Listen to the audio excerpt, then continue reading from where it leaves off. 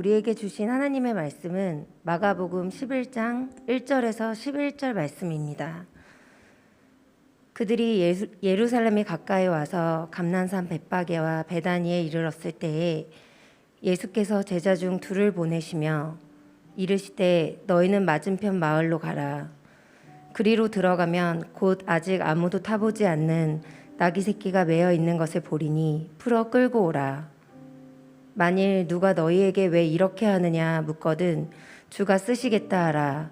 그리하면 즉시 이리로 보내리라 하시니 제자들이 가서 본즉 나귀 새끼가 문 앞 거리에 매어 있는지라 그것을 푸니 거기 서 있는 사람 중 어떤 이들을 이르되 나귀 새끼를 풀어 무엇 하려느냐 하매 제자들이 예수께서 이르신 대로 말한데 이에 허락하는지라. 나귀 새끼를 예수께로 끌고 와서 자기들의 겉옷을 그 위에 얹어 놓음에 예수께서 타시니 많은 사람들은 자기들의 겉옷을 또 다른 이들은 들에서 벤 나뭇가지를 길에 펴며 앞에서 가고 뒤에서 따르는 자들이 소리 지르되 호산나 찬송하리로다. 주의 이름으로 오시는 이여 찬송하리로다. 오는 우리 조상 다윗의 나라여 가장 높은 곳에서 호산나 하더라. 예수께서 예루살렘에 이르러 성전에 들어가사 모든 것을 둘러보시고 때가 이미 저물매 12 제자를 데리시고 베다니에 나가시니라. 아멘. 오늘 나에게 주시는 은혜의 말씀을 듣겠습니다. 오늘 여러분과 계속해서 복음의 능력 시리즈 35번째 말씀을 나누고자 합니다. 우리 먼저 기도하고 오늘 이 말씀을 함께 받겠습니다. 오늘도 우리 가운데 왕으로 오신 주님, 그 왕을 환영하면서 우리가 반드시 해야 하는 것, 우리 자신의 왕좌에서 내려오게 하여 주옵소서. 다시 한번 우리의 생각, 우리의 편견, 우리의 잘못된 확신이 깨지고 주님이 우리의 삶의 주인이 되는 이 귀한 예배 되게 하여 주옵소서. 평강의 왕으로 오신 예수님의 이름으로 기도합니다. 아멘. 오늘 말씀의 제목을 저와 한번 따라해 주시면 좋겠습니다. 나는 너희가 꿈꾸는 왕이 아니다. 자, 시작. 나는 너희가 꿈꾸는 왕이 아니다. 자, 벌써부터 이제 김이 새죠. 우리가 꿈꾸는 왕이 있습니다. 우리가 꿈꾸는 구원이 있어요. 우리가 꿈꾸는 하나님의 나라가 있어요. 근데 그게 아니다라고 주님은 말씀하십니다. 자, 매월 3월, 4월 이제 6월절이 되면 각 지역에서 살던 유대인들 가운데 약 300만 명이 자신의 집을 떠나 이제 예루살렘으로 향하게 됩니다. 근데 예루살렘은 굉장히 좁은 곳이에요. 굉장히 작은 도시입니다. 그래서 이 300만 명이 다 들어갈 수가 없으니까 며칠 전에 미리 와서 그 외곽에 있는 언덕에 이제 텐트를 치고 이제 지내게 됩니다. 6월절 축제, 절기를 지내기 위해서죠. 그런데 이번 6월절은 굉장히 특별한 6월절이에요. 왜냐하면은 예루살렘을 향하는 이 순례자들의 마음에는 굉장히 중요한 궁금증, 관심이 하나 있었어요. 그게 뭐였을까요? 우리가 소문으로 듣던 그 예수가 이번 6월절 행사에, 6월절 축제에 참여할 것인가? 이미 예수님에 대한 소문은 뭐 유대 갈릴리 지역을 넘어서서 많은 지역으로 다른 나라까지 나 있었던 상황이에요. 생각을 해보세요. 뭐 기가 막힌 지혜로운 설교들을 많이 하셨을 뿐만 아니라 사람들이 고칠 수 없는 병들도 다 고치고 귀신 다 쫓아내고 한 번도 실패한 적이 없고 죽은 자까지 살리고 자연을 다스리는 분이 어떻게 소문이 안 날 수가 있겠습니까? 그래서 사람들은 저마다 예루살렘을 향하면서 그분이 오실까? 그분을 만나게 될까? 그래서 서로를 만나면은 당신 혹시 예수 봤어? 당신 뭐 들은 거 없어? 어디 계시대 지금? 아마 다 그런 관심을 갖고 이제 예루살렘을 향해 가고 있었습니다. 근데 예수님이 베다니에 머무시다가 이제 그날 아침에 이제 베다니에서 나셨어요. 나서서 이제 예루살렘을 향해 가십니다. 그래서 벳바게 방향으로 감람산을 넘어서 거기서 이제 이 겟세마네 동산 기드론 골짜기를 통과해서 예루살렘까지 가는 길이 있거든요. 그러니까 이 베다니에서부터 이미 많은 사람들이 예수님이 나서는 모습을 보면서 그들이 양쪽 이 길가에 이제 서서 도요를 해서 예수님이 지나갈 때 예수님을 향해 막 노래를 부르고 구호를 외치고 너무 좋아서 춤을 추고 막 환호성을 외치고 있었어요. 정말 너무나 기쁜 축제의 날이었던 것이죠. 왜냐하면 예수님이 유월절에 참여하는 것을 확인한 이상 이제 그들에게 있어서는 그냥 기쁜 날이 아니라 정말 그들이 오랫동안 기다려왔던 민족 축제의 날이요, 민족이 해방되는 날이라고 확신했기 때문입니다. 이들은 이미 몇 개월 전에 예수님을 반강제적으로 왕좌에 앉으려고 했어요. 근데 예수님이 이런지 아예 거절하셨죠. 그리고 사라지셨어요. 예수님이 잘하시는 게 계속 사라지는 거, 없어지는 거. 그런데 이번에는 예수님이 이 모든 사실을 다 잘 알고도 피하지 않았다는 거예요. 그리고 나귀 새끼를 타고 이제 베다니에서 나서서 이제 가기 시작합니다. 그리고 막 사람들이 막 엄청난 긴 행렬을 이루면서 막 환호성을 외치고 박수를 치고 춤을 추는 것을 거절하지 않고 예수님은 걸어가세요. 지금 무슨 일이 벌어지고 있는 것일까요? 우리는 주일학교를 통해서 주일학교를 경험한 분들은 이 종려주일, 이 종려나무 가지 이거 다 선곡 한번 해보셨을 거예요. 막 그 교회에서 그 좁은 무대에서 막 예수님이 나귀를 타지 않았죠. 제가 기억했을 때 그 예수님을 역할을 했던 한 아이가 선생님의 등을 탔죠. 선생님 이제 나귀 같은 그런 가면을 쓰고 그래서 이렇게 딱 이제 들어가면서 막 사람들이 막 그 가짜 가지 그 교회에서 하는 성극 막 거기다 이제 흔들고 땅에다가 바닥에다 깔고 뭐 옷을 뭐 벗어서 그것도 흔들다가 바닥에다 깔고 그래서 예수님이 그것을 통과하는 정말 굉장히 멋있는 정말 이 잔치와 같은 그런 장면을 우리가 주일학교 때 아마 다 봤을 거예요. 배웠을 거예요. 근데 실제로 일어나고 있었던 일은 무엇인가? 왜냐하면 그날 군중들에게 있어서는 정말 예수님이 예루살렘 입성하는 게 정말 기가 막힌 1000년 동안 기다려왔던 날인데 너무나 기쁜 날인데 예수님은 울고 계셨다는 거예요. 예수님에게는 가장 비극적인 날이었던 것이죠. 자, 왜 그럴까요? 우리가 이 사건, 이 본문을 좀 더 자세히 어쩌면은 우리가 그동안 교회를 다니면서 이 본문을 통해서 말씀을 많이 들었지만 한번 좀 깊이 파고들 필요가 있습니다. 왜 같은 날 같은 사건이 극과 극으로 받아들여졌을까요? 먼저 우리는 군중들의 관점을 한번 봤으면 좋겠어요. 이 무리의 관점, 즉 그 군중 안에는 제자들도 포함되어 있겠죠. 즉 우리의 관점이 여러분 이 군중을 못된 사람, 못 배운 사람들, 뭐 성깔 있는 사람들, 뭐 나쁜 사람들 이렇게 볼 필요가 없어요. 우리 성경은 그걸 보여주는 거예요. 우리 같이 평범한 사람들이에요. 우리가 이들의 심정을 이해하려면 1000년 동안 무슨 일이 있었는지를 우리는 기억해야 됩니다. 그 1000년 동안 아버지는 아들에게, 아들은 손자에게 계속해서 그 꿈을 전해왔어요. 어떤 꿈이에요? 누군가가 어느 날 와서 다윗의 왕자를 다시 차지할 것이다 이거예요. 그러니까 키워드가 뭐예요? 모든 유대인들의 염원, 대망이 뭐예요? 다윗이에요. 다윗의 후손, 즉 메시아가 오면 우리를 모든 속박으로부터 건져줄 것이다. 자, 그렇다면 우리는 이들이 지금 겪고 있는 그 지옥과 같은 삶을 좀 이해할 필요가 있습니다. 자, 1000년 동안 무슨 일이 있었는가? 자, 다윗 시대가 전성기였어요. 황금 시대예요.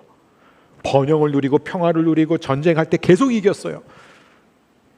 그러니까 다윗 이후 때부터 모든 유대인들은 제2의 다윗을 꿈꿔왔습니다. 그런데 어떻게 됐죠? 실제 역사를 보게 되면 다윗의 아들 솔로몬이 즉위하자 그가 내건 정책 때문에 결국 이 나라는 내전과 분열을 겪게 돼요. 남과 북으로 갈라지게 됩니다. 그리고 북은 결국 어떻게 돼요? 아수르에 의해서 함락되죠. 완전히 사라지게 됩니다. 그리고 남유다는 바벨론의 포로로 끌려가게 되죠. 그 과정 가운데 수많은 왕들이 왔어요. 그런데 극히 일부 선한 왕들도 있었지만 100% 선한 왕은 물론 없었고요. 대부분이 다 악한 왕들이었다는 거예요. 백성들의 삶을 더 비참하게 만들었던 그런 악한 통치자들이 압도적으로 많았습니다. 자, 그런데 바벨론 침공 이후에는 이제는 고국도 다 빼앗기고 그들이 다 포로로 끌려갔어요. 남은 사람들은 전부 다 흩어지거나 죽임당했습니다. 그리고 70년이 지난 후에 우리가 구약을 통해서 배우지만 극소수가 고국으로 돌아오는 데 성공했어요. 목숨을 걸고 왔습니다. 그리고 그들은 정말 그 주위에 있는 적들과 치열한 싸움을 싸우면서 성전을 완공했어요. 근데 그 성전은 사실 솔로몬의 성전과 비교하면 너무나 초라한 성전이에요. 그 초라한 성전 하나 짓고 좋아하면서 연명하고 있었던 거예요. 근데 그것도 어떻게 해요? 그동안의 그들의 삶을 보면요, 끊임없이 이 외세의 침략을 당하면서 살았습니다. 먼저는 시리아, 그 다음에는 이집트의 침략, 그 다음에는 우리가 잘 아는 알렉산더 대왕이 이끄는 헬라 군대, 헬라 제국의 침략, 그리고는 로마 군에 의해서 점령당한 상태였던 것이죠. 그러니까 무슨 얘기냐? 예수님이 공생애를 시작하셨을 그 시점에 이 작은 땅은 이미 여러 조각들로 나뉘어져 있었습니다. 더 이상 우리가 이걸 하나의 민족, 한 나라로 보기에는 너무나 민망한, 갈기갈기 찢겨져 있었던 그런 현실 속에 있었던 것이죠. 그러니까 북쪽에 있는 작은 영토는 빌립이라는 사람이 다스렸는데 그 수도는 가이사랴 빌립보.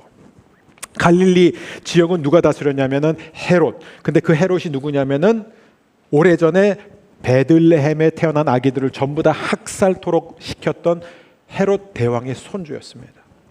그리고 또 그 칸 가운데 있는 그 땅덩어리는 또 누가 차지했어요? 사마리아인들이 오래전에 들어와서 정착하고 살고 있었어요. 그리고 예루살렘과 그 주위는 전부 다 로마가 통치하고 있었습니다.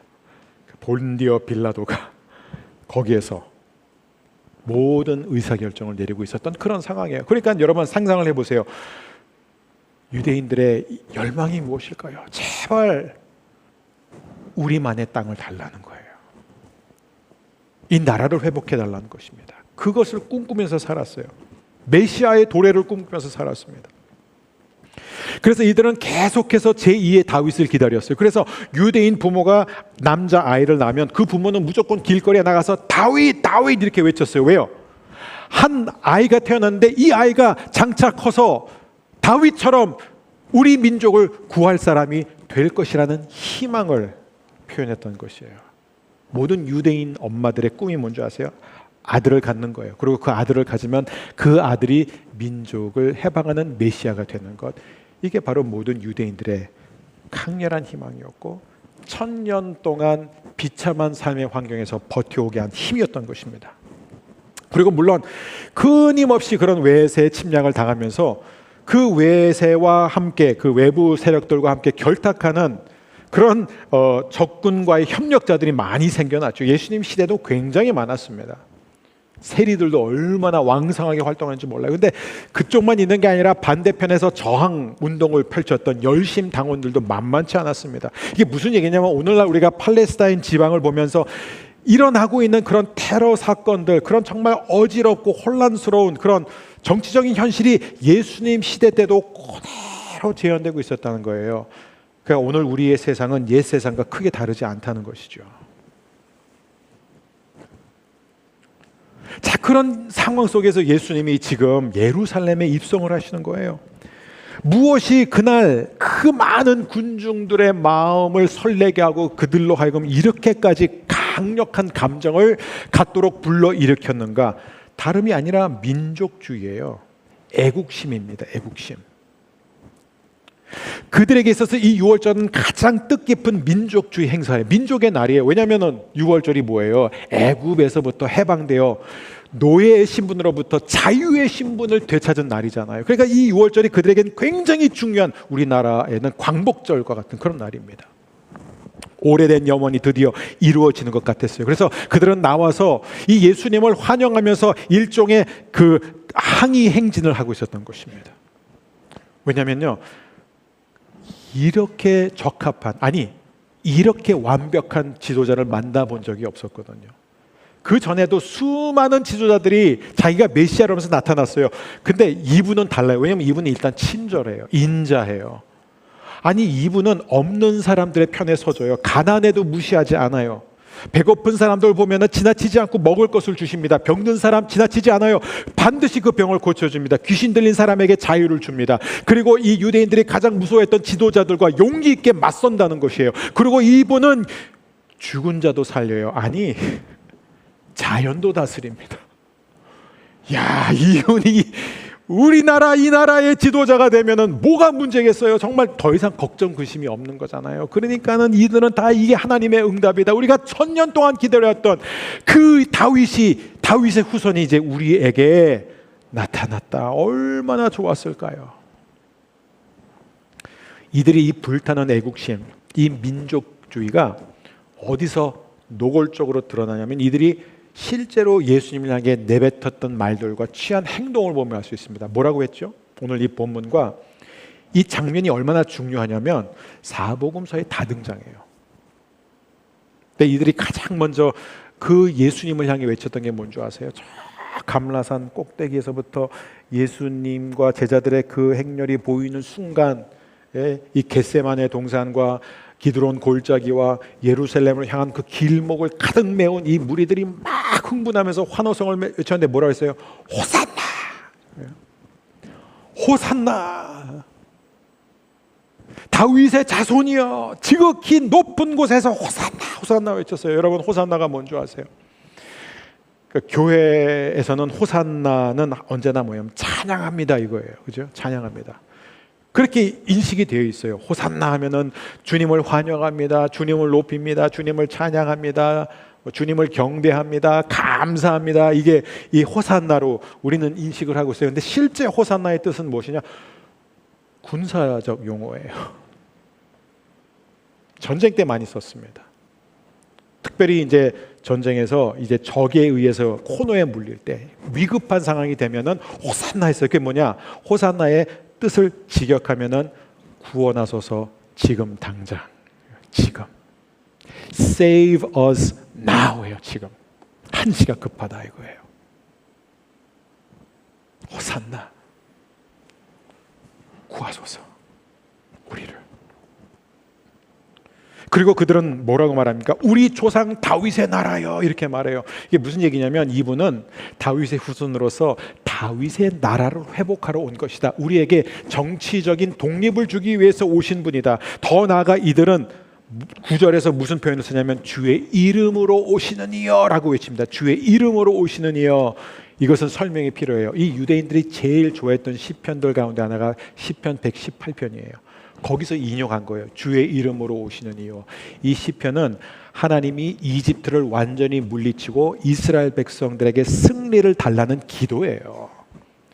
이게 지금 무슨 상황인지 이해하셨습니까? 정치 쿠데타예요. 지금 이 군중들은 지금 나귀를 타고 오시는 그 예수님을 보면서 이분이야말로 우리에게 정치적이고 민족주의적이고 군사적인 승리를 안겨주실 그분이다 라고 확신했던 것입니다. 그러니까 너무너무 흥분이 된 거예요. 뭐 이런 기쁨, 이런 승리감을 느껴본 적이 뭐 기억도 안 날 정도였어요.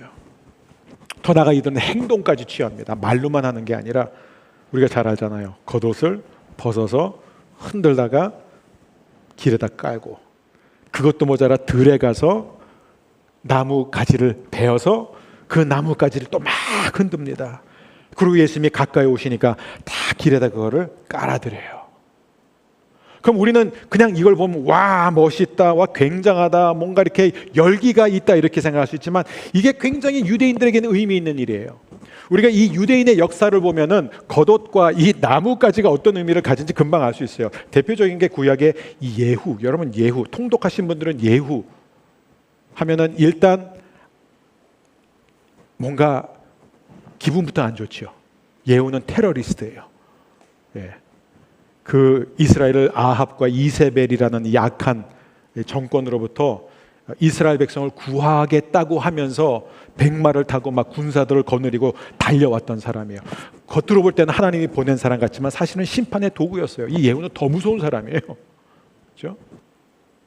근데 이 예후가 백마를 타고 달려올 때, 병거를 몰고 달려올 그때 사람들이 저마다 다 나와서 한 게 뭔지 아세요? 그들이 했던 것이 바로 나뭇가지를 이 겉옷을 막 흔들었던 거예요. 겉옷을 벗어가지고 막 흔들면서 이 예후가 오니까 그걸 전부 다 길에다 깔았어요. 그리고 예후는 그 겉옷을 그냥 그 위를 달리면서 들어갔죠. 그 다음에 이 나뭇가지의 의미, 또 여러 가지 예가 있지만 대표적인 게 바로 구약과 신약 사이에 있었던 그 400년 사이에 일어났던 일이에요. 여러분, 가장 중요한 사건이 뭔지 아세요? 즉 말라기가 기록된 시점과 마태복음이 기록된 시점에 400년이라는 공백 기간이 있었는데, 그 사이에서 유대인에게 있어서 가장 중요한 사건이 뭐예요? 마카베 혁명이에요. 마카바의 7 형제들, 와, 대단한 용사들이어서 탁월한 저항 운동가들이었습니다. 그래서 이 형제들이 뭘 했냐면 헬라군과 싸우면서 실제로 예루살렘을 탈환하는데 성공했어요. 잠시. 그때 이 대표적인 인물로 시몬 마카베가 백마를 타고 군사들을 거느리고 예루살렘에 입성했을 그때 수많은 사람들이 길거리에 나와서 뭘 했는지 아세요? 나뭇가지를 베서 그걸 흔들면서 그것을 길에다 깔았습니다. 그를 영접하는 거예요. 왜요? 민족의 자유를 가져왔기 때문이에요. 여러분 이해하십니까? 그날 그 많은 군중이 예수님을 향해 종려나무를 베어서 그 가지를 막 흔들고 겉옷을 막 벗어가지고 땅에 깔았던 이유가 뭔지 아세요? 지금 예수님이 군사 지도자로서 우리에게 민족적 해방을 안겨줄 분으로서 오신 것이다라는 확신에서 나온 거예요. 그래서 그들은 흥분하고 고무되어 있었습니다. 이때 여러분 제자들은 어떤 기분이었을까? 제가 제자였다면 예수님 뒤에서 이렇게 걸어오면서 야, 우리가 모든 것을 버리고 예수님 따르기 잘했어. 바로 이거야. 얼마나 보람을 느꼈을까? 뿌듯했을 거예요.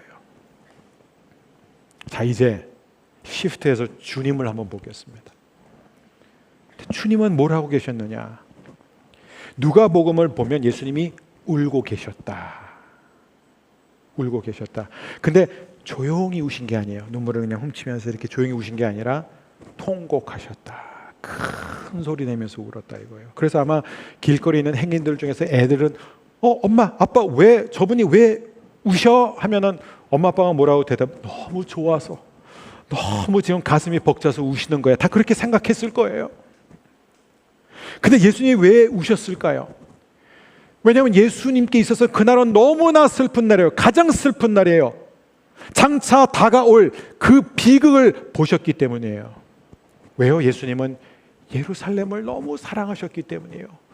예루살렘에 가는 그 길목에 있는 수많은 군중들을 온 천하보다 사랑하셨기 때문에, 그래서 예수님은 너무나 마음이 아파서 우셨던 거예요.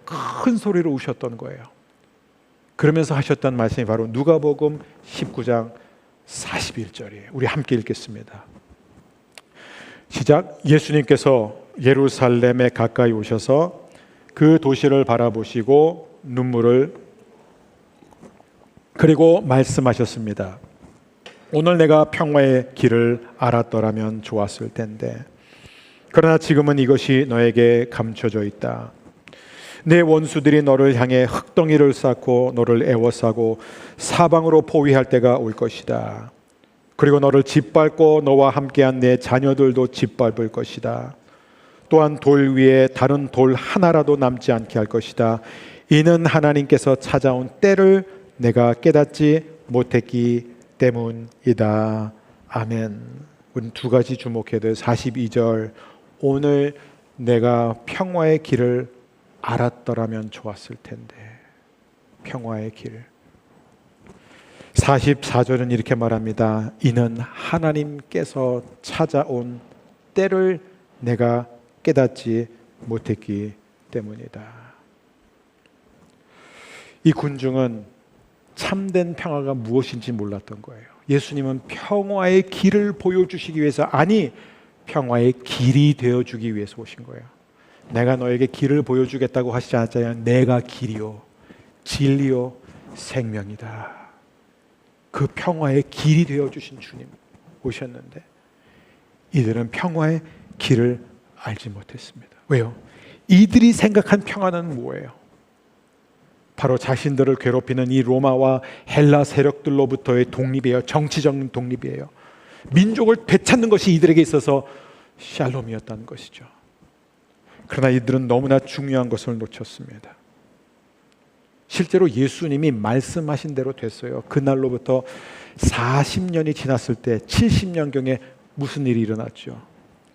유대인들이 로마를 대항해 일어났을 때 결국 로마 군이 예루살렘을 에워쌌잖아요. 그때 어떤 일이에요? 요세푸스 기록에 보면 너무 처참해요. 굶주리게 되니까 배설물을 먹으면서 지냅니다. 근데 결국 아이들, 자녀들이 다 죽어나가니까 부모는 자기 새끼의 시신을 구워서 먹기 시작해요. 그게 너무나 비참하고 처참한 결과라는 것이죠. 로마군이 예루살렘으로 들어왔을 때 남은 주민 100만 명을 학살합니다. 얼마나 안타까운 일이에요. 주님이 지금 그것을 내다보시면서 통곡하셨던 것입니다. 여러분, 이 모든 과정에서 군중이 보지 못했던 결정적인 게 하나 있어요. 그들은 자신들이 꿈꾸고 자신들이 확신에 차 있었던 그 예수를 바라본 나머지 예수님이 타고 계셨던 그 작은 짐승을 전혀 보지 못했습니다. 근데 이 나귀 새끼가 열쇠라는 것입니다. 여러분, 전쟁을 위해서 승리하기 위해서 들어가는 용사는 어떤 경우에도 작은 말 타지 않고 큰 말 탔어요. 큰 말, 그것도 백마. 예후도 그랬고 시몬 마케베도 그랬고 무하맛도 그랬어요. 백마를 타고 병거를 이끌고 군사들을 거느리고 들어왔어요. 자신들을 향해 환호성을 외친 사람들은 다 흡수했고 반대한 사람들은 모조리 죽였어요. 이게 세상의 방법이에요. 근데 예수님은 어떻게 가셨어요? 나귀 새끼, 그것도 그냥 나귀 새끼가 아니라 사람이 한 번도 타본 적이 없는 그만큼 작은 나귀 새끼예요. 사실 조금만 제대로 봤으면은 너무나 예수님의 그 모습이 우스꽝스럽고 보였을 텐데 이거 뭐야? 말도 아니고 어떻게 나귀 새끼를 저렇게 흔들거리면서 저렇게 타고 오실까? 이걸 알아차릴 수 있었을 텐데, 그리고 그들이 정말 하나님의 말씀을 마음에 두었다면은 그들이 왜 예수님이 나귀 새끼를 타고 오시는지도 알았을 거예요. 왜요? 스가랴서 9장 9절입니다. 우리 함께 읽겠습니다. 시온에 따라 크게 기뻐할지어다. 예루살렘에 따라 즐거이 부를지어다. 보라, 내 왕이 내게 임하시나니 그는 공의로우시며 구원을 베푸시며 겸손하여서 나귀를 타시나니 나귀의 작은 것 곧 나귀 새끼니라. 예수님이 지금 예루살렘을 향해 가십니다. 평화의 길이 되기 위해서 가시는 거예요. 여러분, 예루살렘의 뜻이 무엇이죠? 제루살렘의 뜻이 뭐냐면은 평화의 도성이라는 거예요. 평화의 도시예요. 하나님이 예루살렘을 세우신 목적이 뭐예요? 하나님의 샬롬이 이곳에 충만해서 이곳으로부터 온 땅 가운데 그 샬롬이 흘러나가도록 하기 위해서 예루살렘을 세우신 거예요. 그래서 이 전미사 살렘은 히브리어의 샬롬이에요. 우리가 잘 아는 샬롬, 평안이 가득한 곳, 평안이 넘치는 곳, 어떤 환경 속에서도 흔들리지 않고 빼앗기지 않는 절대적 평화를 말하고 있습니다. 이게 바로 하나님의 의도예요. 그래서 예수님은 지금 평강의 왕으로 가고 계시는 거예요. 근데 군중은 이것을 어떻게 했습니까? 이 평화의 도시를 저항과 시위와 전쟁과 피해의 도시로 만들어 버렸다는 것이에요. 그래서 예수님은 지금 십자가를 지기 위해서 그곳에 가시는 거예요. 십자가에서 피를 흘리심으로 그 보혈을 통해 온 세상에 진정한 샬롬을 흘려보내고자 하셨던 것입니다. 그런데 그 예수님이 스가랴서 9장 9절의 말씀을 그대로 이루어가면서 나귀 새끼를 타고 들어가심에도 불구하고 군중들은 하나님의 계획과 하나님의 뜻을 전혀 보지 못했습니다. 하나님의 때를 완전히 놓쳐버리게 된 것이에요. 평화의 길을 깨닫지 못했습니다. 여러분, 이 군중은요 얼마나 김이 샜냐면 얼마나 그날 실망했는 줄 아세요? 우리가 한번 상상해 봐야 돼요. 자, 감람산에서 나타날 때부터 막 소리 질렀어요. 춤췄어요. 겉옷 벗었어요. 자기가 아끼는 겉옷 벗겨서 막 흔들고 바닥에다 다 깔았어요. 그리고 이제 예수님이 정말 예루살렘 그 황금문을 통과하는 순간이 정말 가장 클라이맥스예요. 클라이맥스.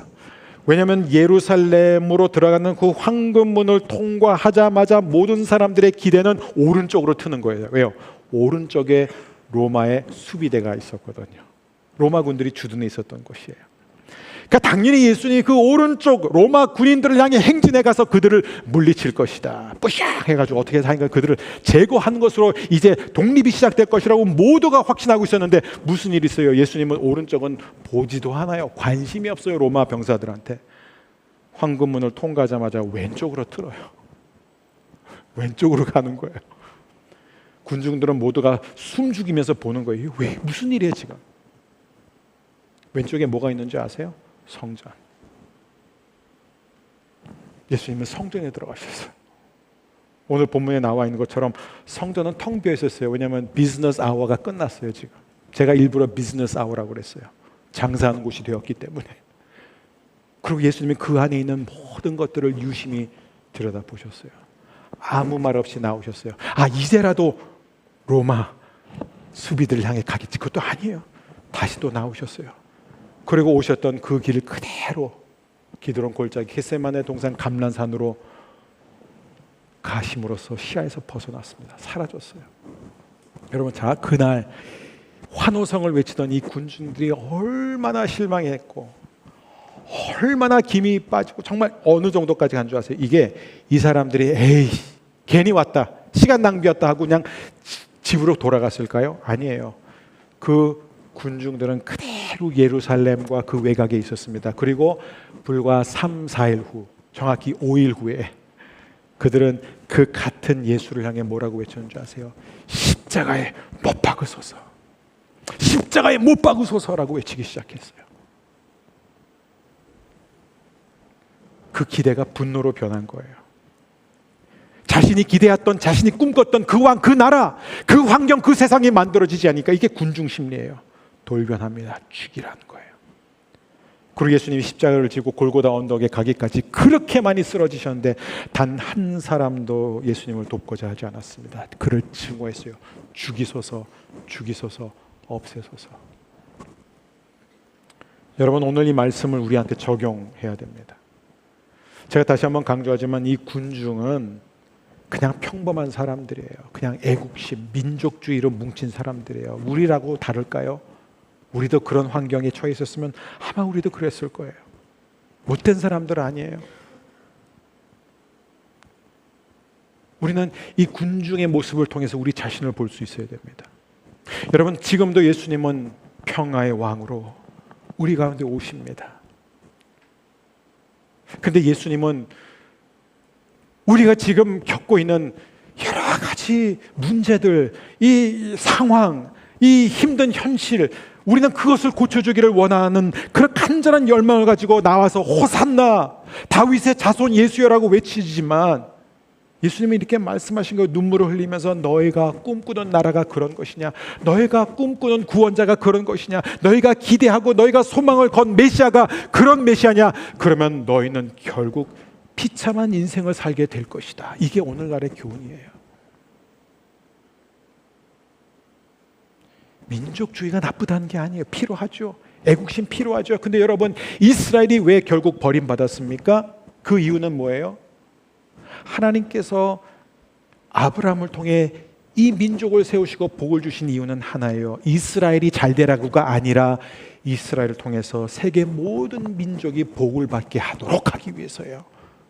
이스라엘은 실패했지만 하나님은 실패하지 않으셨습니다. 왜냐하면 다윗의 후손으로 오신 예수님이 실제로 예루살렘에서 그 외곽에서 골고다 언덕에서 십자가를 지심으로 말미암아 하나님의 영원하고 완전한 샬롬을 이루셨기 때문에 진짜 이제는 예루살렘을 통해서 온 평화가 세상에 다 흩어져 나가게 된 것이에요. 저와 여러분이 그런 의미에서 바로 하나님 나라의 백성이고 샬롬의 백성들입니다. 사랑하는 여러분, 이들이 화가 났던 이유는 뭐냐면 이들은 예수님이 저마다 예루살렘에 들어가서 원수들을 없애고 문제들을 제거하고 어려움을 해결해 주실 줄 알았어요. 정당한 기대였어요. 근데 예수님이 웬걸? 문제와 원수들을 물리친 게 아니라 자신들에게 오는 거예요. 성전이 무엇이에요?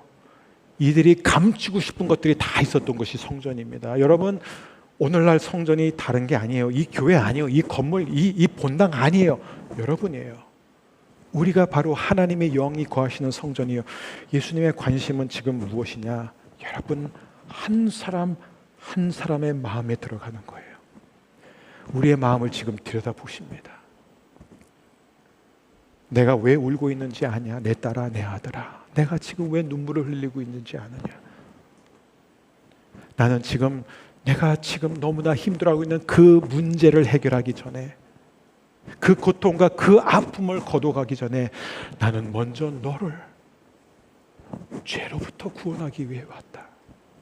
내 안에 뿌리 깊이 박혀있는 우상 숭배로부터, 내 안에 뿌리 깊게 박혀있는 미움과 분노와 탐욕과 이기심과